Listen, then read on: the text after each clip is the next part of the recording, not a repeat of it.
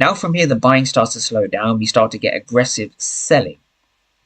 Now here's where things get very interesting, right? Where you can see how prices now started to come down from this supply, and we understand aggressive sellers kick in at this level, right? So from here now, the volume kicks up towards the bottom and we see aggressive selling towards the bottom of the candle. We do have some aggressive buying, but we see aggressive selling, right? Down here as well, we see 0 and 16, right? 14 and 0, right? So when we see a 0 on the right represents the ask. Remember that. The right represents the ask.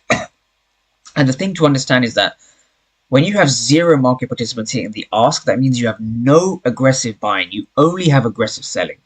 If you look at this candle over here, what's very interesting is that you have a red candle over here, right? So this now is a red candle. This is at, I believe this is 10 a.m. Eastern time, right? So this candle over here, this 10 a.m. Eastern candle, if we just zoom into this candle and look at what's happening from an order flow perspective, from a footprint perspective, we understand that this candle here had a lot of its volume down here towards the bottom, and the majority of the volume was actually aggressive selling. The reason you can see aggressive selling is, yes, you can read the actual footprint chart itself, and you can read the fact that it's 391 by 233, 91 by 34, 319 by 107. So you can see that the volume is high at the bottom, but you can also see with the red over here that aggressive sellers were active at this zone, right? Aggressive sellers were being active. And the most interesting thing I want people to understand now is that these aggressive sellers, despite all of their effort to push the market down,